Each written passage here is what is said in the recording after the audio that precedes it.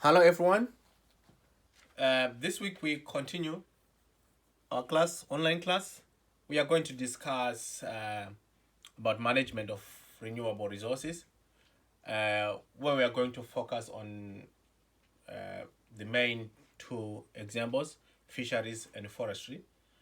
And the objectives of the class, we need to understand the role of economics in either management of fisheries and also management of forest or timber.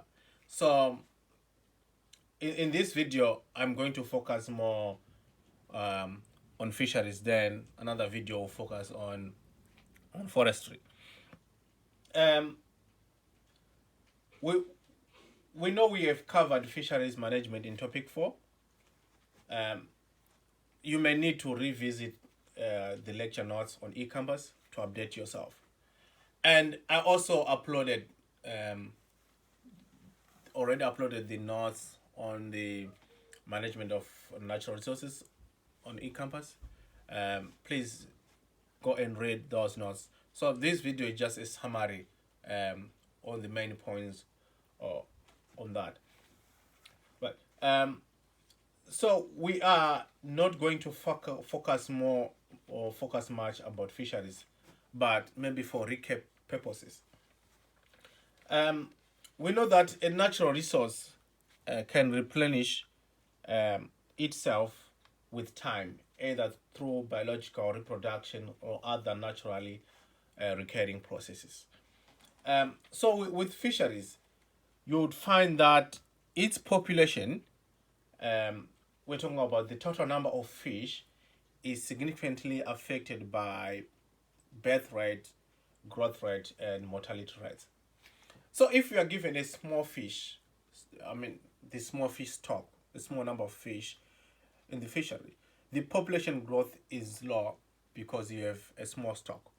On the other side, on the other hand, with more fish, production rates could go up as well as population grows. But until a point where there is crowding effect, there is competition for food.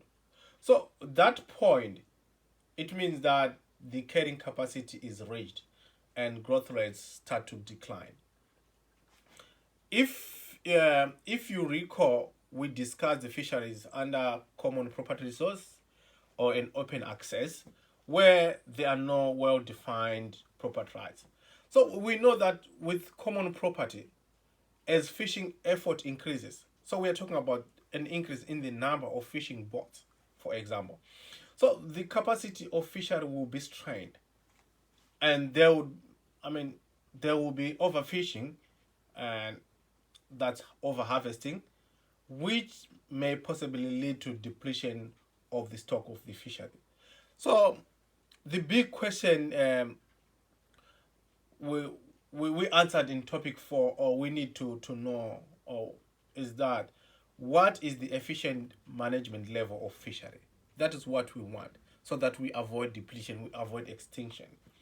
Um, Please, for fisheries, you need to refer to notes on a campus. That will, because we covered much on that. So that's 4.1 cost theorem, 4.2 and 4.3 common property when we looked at entire and individual fisheries.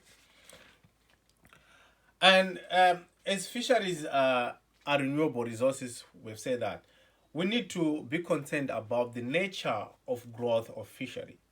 That's, we need to understand what is an optimal or efficient yield. So let's refer to the figure on the slide. This would help us to understand the maximum sustainable or maximum economic yield. We need to know those terms. So by definition, sustainable yield is the production of a biological resource under management procedures. So what are the management strategies that we have to employ? So management of a renewable resource, either fishery or a forest, should ensure a replacement of the part harvested by regrowth or reproduction before another harvest. Right. So maybe we'll be talking about only harvesting the excess of the fish so that there is no extinction. So the big point is for us to avoid depletion or extinction of natural resource. So we need the best management strategy. So, for example, if we have a catch, say annual catch of fish, and effort data, we can plot the graph on the and the figure here shows effort on the x-axis, say number of fishing boat, and y-axis um, y-axis um, shows the revenue from the catch at a time, right? So the white line here, right? That white line is the total revenue from the catch, right? How much we are getting from the catch, amount of fish that we are getting at at at given effort, and the red line, this red line, um, is the total cost, right? I mean, because there's an effort, there's cost to that effort, right? So maximum sustainable yield, which is defined at this point, right, for any given stock of fish is the highest possible annual catch that can be sustained. Um, Sorry, this point that can be sustained over time by keeping the stock at the level producing the maximum growth. So the maximum, right, sustainable is this the point, um, the maximum point on the on this uh, on this curve, right? So this is a hypothetical equilibrium state between exploited population and fishing activity.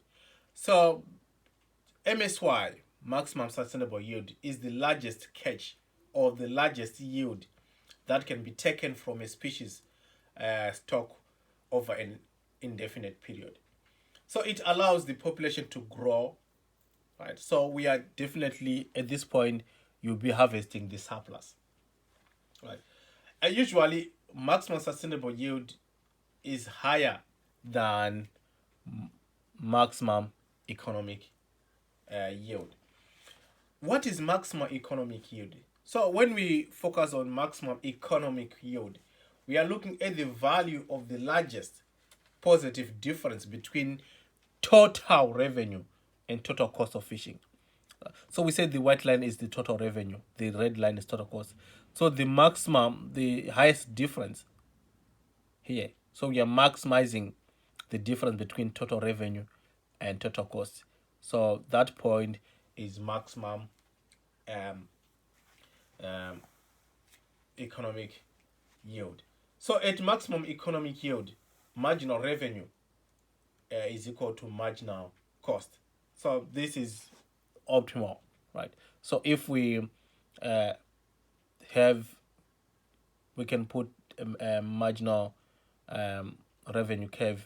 I mean, at this point, it will be, sorry, it will be equal to the um, uh, marginal cost curve, and this point is usually uh, an open access point, an open access equilibrium, which is not efficient, where we are saying total revenue is equal to total cost.